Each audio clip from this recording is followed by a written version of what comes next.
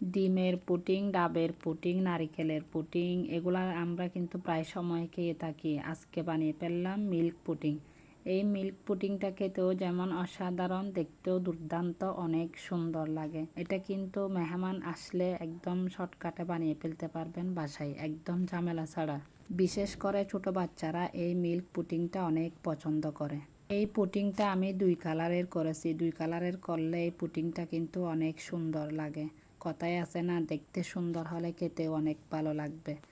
তো যাই হোক, এই পুডিংটা তৈরি করতে আমার কি লাগলো আসুন দেখি।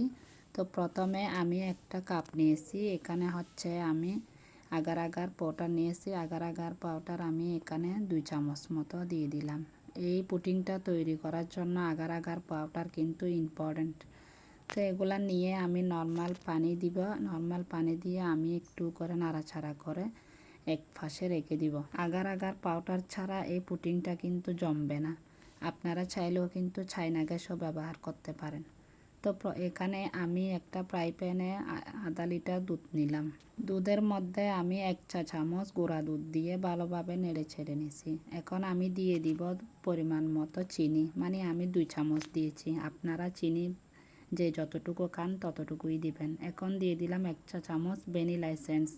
এগুলা দিয়ে আমি অনবরত নাড়াচাড়া করব। দুধটা যখন বলক আসবে এই পর্যায়ে দিয়ে দিব, এক হাতে আমি গ্লাস কাপটা নিয়েছি আর এক হাতে আমি স্প্যাচুলা দিয়ে অনবরত নাড়াচাড়া করতেছি। নাড়াচাড়া একদম বন্ধ করা যাবে না, না হলে দলা পেকে যাবে। তো এখন আমি অনবরত নাড়াচাড়া করে দুধটা যখন আরও ঘন হয়ে আসবে, একটা পাত্রে আমি দুধটার সাথে সাথে ঢেলে নিব। এখন আমি স্টিলের বাটিতে দুধটা ঢেলে দিলাম, যেটাতে আমি পুডিং বসাবো। একটা সাইডে আমি এটা রেখে দিব।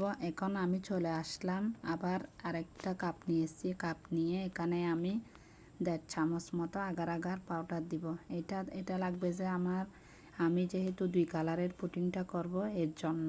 এখানে আমি জেলও তৈরি করব। এখানে আমি 1 কাপ পানি নিয়েছি, 1.5 চামচ মতো চিনি দিয়েছি। চিনি দেওয়া এখানে আমি দিয়ে দিব 1 চা চামচ রেড ফুড কালার।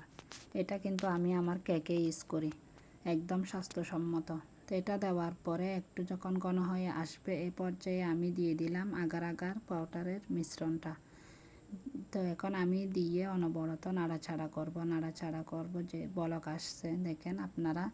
তারপর হচ্ছে আমি যেই মিশ্রণটা আগে এই ঢেলে রাখলাম পুডিংয়ের, ওইটা কিন্তু আমার বসে গেছে একদম, দেখেন মানে আধা ঘন্টার ভিতরে বসে গেছে। তো এখন আমি 4-5 থেকে একটু ফাঁক করে নিলাম। এরপরে এখন আমি দিয়ে দিব উপর থেকে জেলোর মিশ্রণটা দিয়ে এখন আমি আলতো হাতে একটু করে নাড়াচাড়া করে নিব, যেহেতু কালারটা ভিতরে একটু প্রবেশ করতে পারে। তো এই দেখেন আরও আধা ঘন্টা পরে আমার পুডিংটা একদম পারফেক্ট জমে গেছে। পুডিংটা আমি আলতো হাতে ধরে বাটি থেকে একটা বোটে নিয়ে নিলাম। এটা এখন আমি কাটিং করব। দেখতে যতটা সুন্দর হয়েছে খেতে কিন্তু তার থেকেও অনেক মজা হয়েছিল। এটা কিন্তু আপনারা একবার হলেও ট্রাই করবেন। তো সবাই ভালো থাকবেন, আল্লাহ হাফেজ।